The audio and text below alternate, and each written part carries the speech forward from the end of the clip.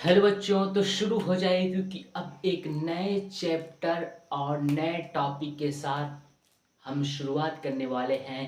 Class 10th यानी कि biology यानी कि जीव विज्ञान का जो हमारा चैप्टर है जैव प्रक्रम लाइफ प्रोसेस यानी कि चैप्टर नंबर अध्याय 6।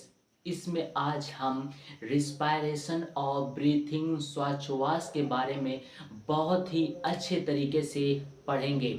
तो आप लोग इस वीडियो में बने रहिए क्योंकि हम बहुत ही अच्छे तरीके से और बहुत ही सिंपल और बहुत ही आसान तरीके से समझने वाले हैं क्या होता है ब्रीथिंग, क्या होता है रेस्पायरेशन, क्या होता है श्वसन, श्वसन में कितना टाइप श्वसन होता है, ब्रीथिंग में कितना टाइप होता है, क्या इसके कारण है, क्या इसके फार्मूले हैं, ये सारी चीज़ें हम पढ़ेंगे। तो चलिए शुरू हो जाइए। सबसे पहले हम क्या जानते हैं, इसमें जो हमारा चैप्टर है जैव प्रक्रम यानी कि लाइफ प्रोसेस, जो हमारा चैप्टर है जैव प्रक्रम अध्याय 6, उसमें हम सबसे पहले पढ़ेंगे ब्रीथिंग यानी कि श्वासोच्छ्वास।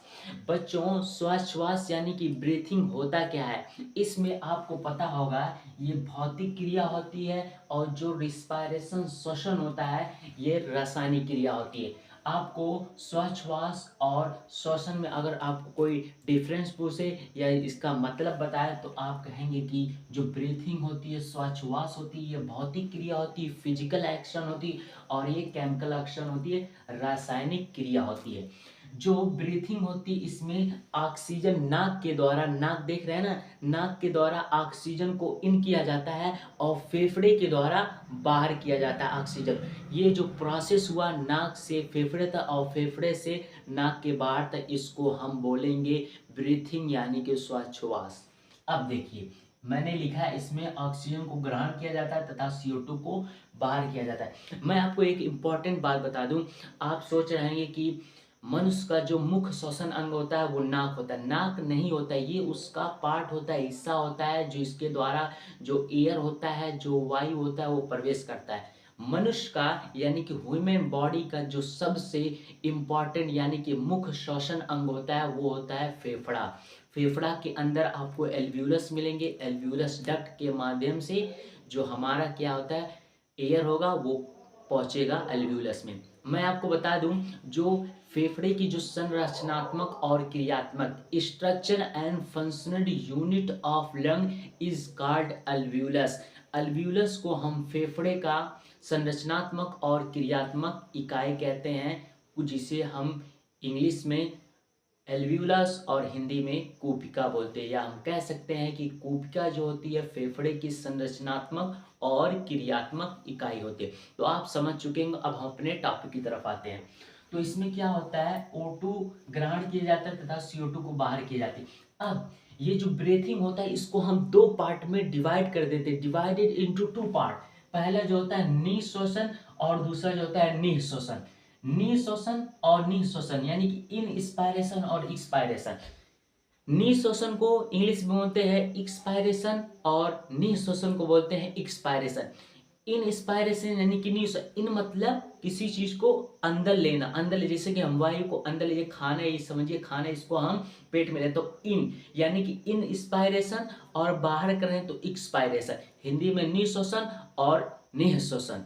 इसमें क्या होता है, हम O2 को नाक द्वारा फेफड़े में लेते हैं और जो निःश्वसन होता है एक्सपायरेशन, इसको CO2 को नाक द्वारा बाहर निकलते हैं। आप जानते हैं कि हम जो है O2 को लेते हैं और कार्बन डाइऑक्साइड को छोड़ते हैं, और जो पौधे होते हैं कार्बन डाइऑक्साइड को लेते हैं और O2 को छोड़ते हैं। इन दोनों के बीच में ये रिलेशन बना रहता है। क्या होता है, निःश्वसन में ऑक्सीजन जो होता है इन किया जाता है फेफड़े में और CO2 को बाहर किया जाता है फेफड़े के द्वारा। अब देखें रासायनिक यानी कि ये श्वसन है, ये रासायनिक क्रिया है, इसे इंग्लिश में रिस्पायरेशन बोलते हैं, श्वसन बोलते हैं। अगर आपको कोई पूछे श्वसन क्या होता है तो आप इस फार्मूले के जरिए या फिर इस इक्वेशन के जरिए समझ सकते हैं।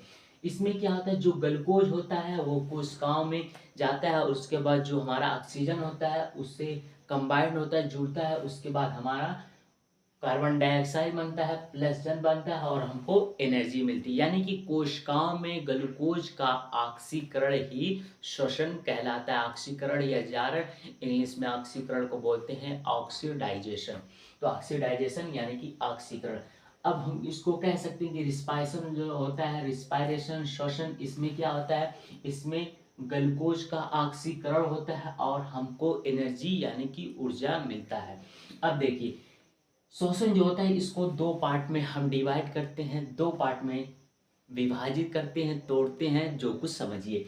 क्या पहला वायु या अनाक्षी, दूसरा अवायु या अनाक्षी। जैसे कि नाम से पता चल रहा है वायु और अवायु, यानी कि इसमें ऑक्सीजन की आवश्यकता होती है, इसमें ऑक्सीजन की आवश्यकता नहीं होती। अनाक्षी श्वसन या वायु श्वसन को इंग्लिश में बोलते हैं एरोबोइक रिस्पायरेशन और इसको बोलते हैं एनारोबोइक रिस्पायरेशन। इसमें क्या था, ग्लूकोज के एक अणु से 38 एटीपी ऊर्जा मिलती है। आप कह सकते हैं कि ग्लूकोज के एक अणु के ऑक्सीकरण से जारर से ऑक्सीडाइजेशन ऑफ वन मॉलिक्यूल इसका जो मूल को मिलता है वो 38 एटीपी मिलता है। और इसमें क्या होता है, अवायु में ग्लूकोज के एक अणु के ऑक्सीकरण से ऑक्सीडाइजेशन से हमको 2 एटीपी ऊर्जा मिलती है। मैं आपको बता दूं जो यहाँ पे दो चीज लिखा है वो 38 एटीपी और 2 एटीपी, ये बहुत ही ज़्यादा इंपॉर्टेंट है क्योंकि एग्जाम में कभी की 1-2 नंबर में पूछ लेता। मैं अभी आपको पिछले साल यानी प्रीवियस ईयर 2022 में जो एग्ज़ाम दिए थे जो बच्चे,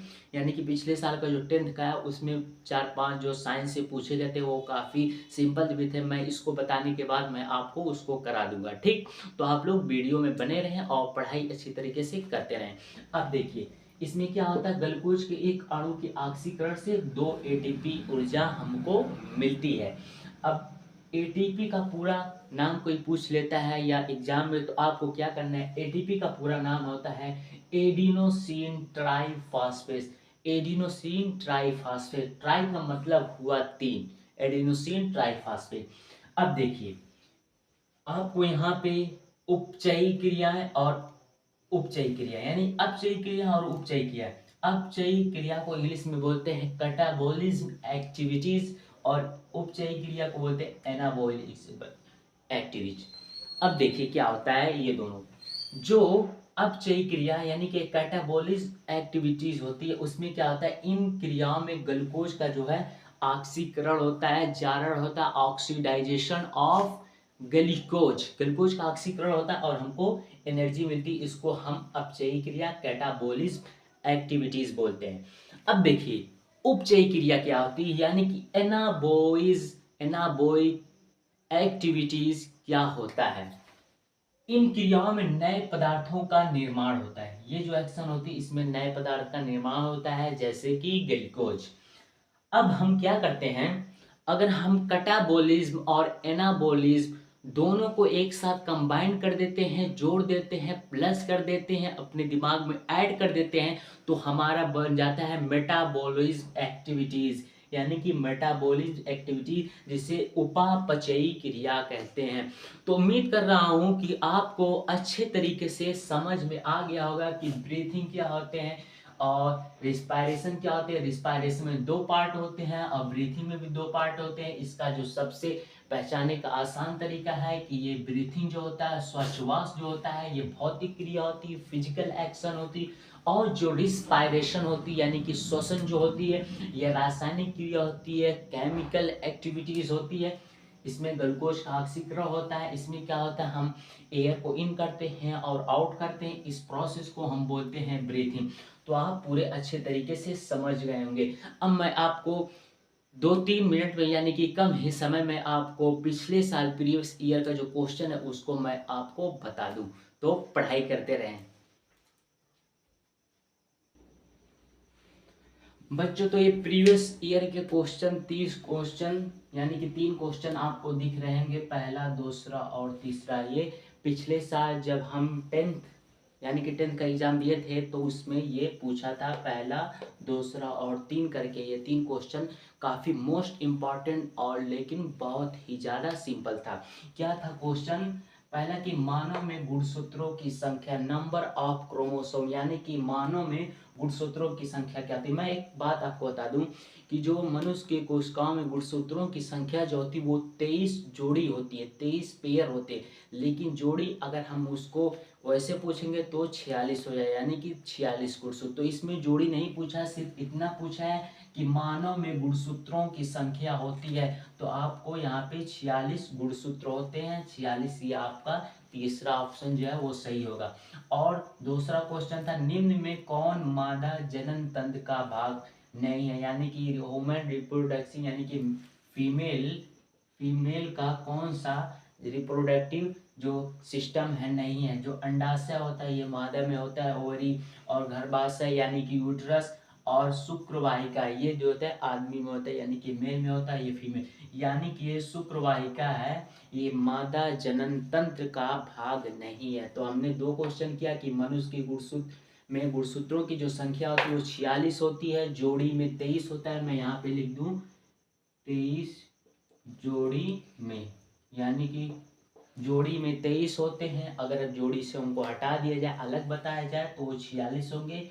मादा जनन तंत्र का भाग नहीं है शुक्रवाहिका। और जो तीसरा क्वेश्चन था वो था पादपों में जाइलम का काम है। जाइलम जैसे कि पता चला, जाइलम का मतलब होता है जल, जल जल, यानी कि जाइलम का जल, और फ्लोएम का यानी कि फूड, यानी कि पादपों में जाइलम का कार्य होता है जल का वाहन करना। अगर फ्लोएम हो तो वो फूड यानी कि खाना का वाहन का। तो उम्मीद करता हूँ आपको ये अच्छे तरीके से ये 3 क्वेश्चन मोस्ट इम्पॉर्टेंट समझ में आ गए होंगे। तो आप लोगों से मैं ये कह रहा हूँ कि ये पार्ट 1 है, उसके बाद हम ये रिस्पायरेशन, ब्रीथिंग वगैरह वगैरह के बारे में पढ़ा है। हम अगले वीडियो में यानी कि पार्ट 2 में पढ़ेंगे उत्सर्जन यानी कि एक्सरेशन को पूरी अच्छे और स्मार्ट तरीके से। तो पढ़ाई करते रहें। All the very best.